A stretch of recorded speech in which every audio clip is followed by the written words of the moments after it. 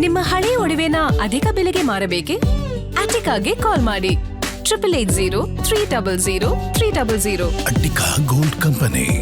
ಯಲಹಂಕ ತಾಲೂಕಿನ ಕಟ್ಟಿಗೇನಹಳ್ಳಿ ಬಳಿ ಇರುವ ಪ್ರಸಿದ್ಧ ರೇವಾ ವಿಶ್ವವಿದ್ಯಾಲಯದಲ್ಲಿ ನೂತನವಾಗಿ ದಾಖಲಾತಿ ಪಡೆದ ವಿದ್ಯಾರ್ಥಿಗಳಿಗೆ ಅರ್ಥಪೂರ್ಣವಾಗಿ ಗಿಡವನ್ನು ಕೊಡುವುದರ ಮೂಲಕ ಆತ್ಮೀಯವಾಗಿ ಬರಮಾಡಿಕೊಳ್ಳಲಾಗಿದೆ.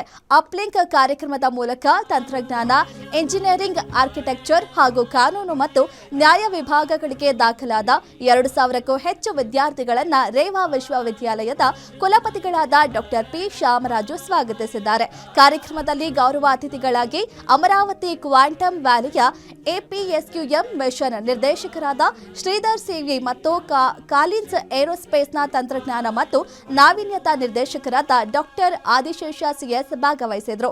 ಇದೇ ಸಂದರ್ಭದಲ್ಲಿ ಮಾತನಾಡಿದ ಶ್ರೀಧರ್ ಸಿವಿ ಅವರು ಉನ್ನತ ಶಿಕ್ಷಣ, ಉದಯೋನ್ಮುಖ ತಂತ್ರಜ್ಞಾನ, ನಾವೀನ್ಯತೆ, ಏರೋಸ್ಪೇಸ್ ಮತ್ತು ಕೈಗಾರಿಕಾ ಕ್ಷೇತ್ರಗಳ ಅನುಭವಗಳನ್ನು ಒಂದೇ ವೇದಿಕೆಗೆ ತರುವ ಮೂಲಕ ವೇಗವಾಗಿ ಬದಲಾಗುತ್ತಿರುವ ಕ್ಷೇತ್ರಗಳಲ್ಲಿ ಮುಂಚೂಣಿಯಲ್ಲಿ ಕಾರ್ಯನಿರ್ವಹಿಸುತ್ತಿರುವ ವೃತ್ತಿಪರರಿಂದ ನೇರವಾಗಿ ತಿಳಿದುಕೊಳ್ಳುವ ಅವಕಾಶವನ್ನ ಈ ಕಾರ್ಯಕ್ರಮ ಒದಗಿಸುತ್ತಿದೆ ಎಂದು ಶ್ಲಾಘಿಸಿದರು.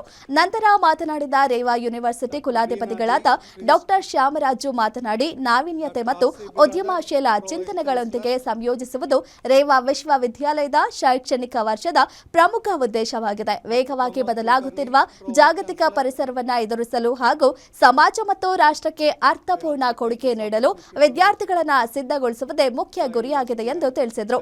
ಇನ್ನು ಕಾರ್ಯಕ್ರಮದಲ್ಲಿ ರೇವಾ ವಿಶ್ವವಿದ್ಯಾಲಯದ ಬೋಧಕ ಸಿಬ್ಬಂದಿ, ಬೋಧಕೇತರ ಸಿಬ್ಬಂದಿ, ವಿದ್ಯಾರ್ಥಿಗಳು, ಪೋಷಕರು ಭಾಗವಹಿಸಿದರು.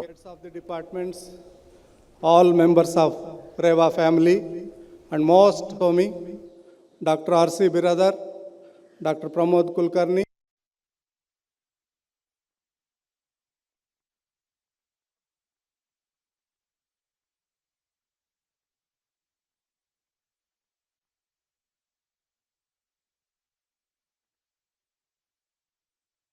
ಇಪ್ಪತ್ತಾರು 22 ಸಾಲಿನ ಟೆಕ್ನಿಕಲ್ ಪ್ರೋಗ್ರಾಮ್ಸನ್ನು ಇನಾಗ್ರೇಟ್ ಮಾಡಿದ್ವಿ.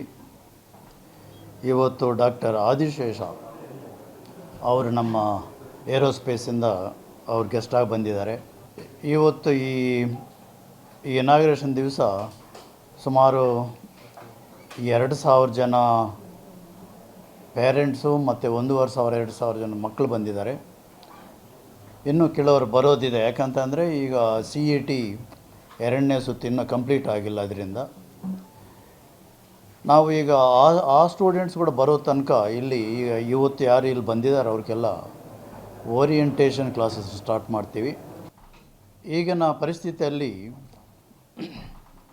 ಮಕ್ಕಳನ್ನ ಎಂಗೇಜ್ ಮಾಡಿರೋದೇ ಪೇರೆಂಟ್ಸ್ಗೆ ತುಂಬ ಕಷ್ಟ ಆಗಿರುತ್ತೆ. ನಾವು ಅದಕ್ಕೇನು ಆದಷ್ಟು ಬೇಗ ಸ್ಟಾರ್ಟ್ ಮಾಡಿ ಇನಾಗ್ರೇಟ್ ಮಾಡಿ ಮಕ್ಕಳನ್ನ ಎಂಗೇಜ್ ಮಾಡಿ ಇರೋಣ ಅನ್ನೋ ಉದ್ದೇಶದಿಂದ ನಾವು ಇವತ್ತು ಇನಾಗ್ರೇಟ್ ಮಾಡಿದ್ವಿ. ಪ್ರತಿ ವರ್ಷ ಕೂಡ ನಾವು ಇನಾಗ್ರೇಷನ್ ಮಾಡಬೇಕಾದ್ರೆ ಪೇರೆಂಟ್ಸನ್ನ ಬನ್ನಿ ಅಂತ ಹೇಳ್ತೀವಿ. ಆಮೇಲೆ ನಾನು ಸುಮಾರು ಸಲ ಹೇಳಿದ್ದೀನಿ ಕೂಡ, ನಾನು ಆ ಮಕ್ಕಳು ಈಗ 4 ವರ್ಷ ಆದಮೇಲೆ ಪಾಸ್ಔಟ್ ಆಗೋದಕ್ಕೆ ಮೊದಲು ನಾನು ಎಕ್ಸಿಟ್ ಮೀಟಿಂಗ್ಸ್ ಮಾಡ್ತೀನಿ. ಅಂದರೆ ನಾನು ಒಬ್ಬನೇ ಇರ್ತೀನಿ. ಒಂದೊಂದು ಕೋರ್ಸ್ ಅಂದರೆ ಕಂಪ್ಯೂಟರ್ ಸೈನ್ಸ್ ಆದರೆ ಆ ಮಕ್ಕಳನ್ನ ಮಾತ್ರ ಮೀಟ್ ಮಾಡ್ತೀನಿ. ಎಲೆಕ್ಟ್ರಾನಿಕ್ಸ್ನವ್ರನ್ನ ಸಪ್ರೇಟ್ ಮಾಡ್ತೀನಿ. ಯಾವುದೇ ಕೋರ್ಸ್ ಇರಲಿ ಆ ಕೋರ್ಸನ್ನ ಸಪ್ರೇಟಾಗಿ ಮೀಟ್ ಮಾಡೋ ಅಭ್ಯಾಸ ಇದು ನಂದು ವಾಡಿಕೆ. ಅದು ಸುಮಾರು ಇದೊಂದು 12-13 ವರ್ಷಗಳಿಂದ ಇದು ಮಾಡ್ಕೊಂಡು ಬರ್ತಾಯಿದ್ದೀನಿ. ನಾನು ಏನಕ್ಕೆ ಮಾಡ್ತಿದ್ದೀನಿ ಅಂತ ಅಂದರೆ, ಈಗ ಇವತ್ತು ನಾನು ಇವತ್ತು 17 ಆಗಸ್ಟು 2026ರಲ್ಲಿ ಇನಾಗ್ರೇಟ್ ಮಾಡಿದ್ವಿ. ಈ ಮಕ್ಕಳು ಈಗ 2030 ಅಲ್ಲಿ ಪಾಸ್ಔಟ್ ಆಗ್ತಾರೆ. ಈ 4 ವರ್ಷ ನಿಮ್ಮ ಜರ್ನಿ ಯಾವ ರೀತಿ ಇತ್ತು, ನಾವು ಇವತ್ತು ಇನಾಗ್ರೇಷನ್ ದಿವಸ ಅಂದರೆ ಇವತ್ತು ಏನೇನು ಪ್ರಾಮಿಸ್ ಮಾಡ್ತೀವೋ ಅದನ್ನೆಲ್ಲ ನಾವು ಡೆಲಿವರಿ ಮಾಡಿದ್ವಾ ಇಲ್ವಾ ಅಂತ ನಾನು 4 ವರ್ಷ ಆದಮೇಲೆ ಕೇಳ್ತೇನೆ. ಇದು ಏನಕ್ಕೆ ನಾನು ಈ ರೀತಿ ಪ್ರಾಕ್ಟೀಸ್ ಮಾಡ್ಕೊಂಡು ಬಂದಿದ್ದೀನಿ ಅಂತ ಅಂದರೆ, ಫಸ್ಟ್ ಹ್ಯಾಂಡ್ ಇನ್ಫಾರ್ಮೇಷನ್ ಸಿಗುತ್ತೆ. ಯಾವ ರೀತಿ ಅದನ್ನು ಮಾಡಿದಾಗ ಮಾತ್ರ ಇನ್ಫಾರ್ಮೇಷನ್ ನನಗೆ ಡೈರೆಕ್ಟ್ ಸಿಕ್ಕಿದಾಗ ನಾನು ಏನೆಲ್ಲ ನಾನು ಬೇರೆ ಏನೆಲ್ಲ ಒದಗಿಸಬೇಕು ಮಕ್ಕಳಿಗೆ, ಅಂದರೆ ಫ್ಯೂಚರ್ ಬರೋವರೆಗೆ ಅನ್ನೋದನ್ನು ಆ ರೀತಿ ನಾನು ಪ್ರತಿ ವರ್ಷ ಕೂಡ ಎಕ್ಸಿಟ್ ಮೀಟಿಂಗಲ್ಲಿ ಕಲ್ತ್ಕೊಂಡು ನಾನು ಏನೇನು ಬೇಕು ಅದನ್ನು ಮಾಡ್ಕೊಂಡು ಬರ್ತಾಯಿದ್ದೀನಿ.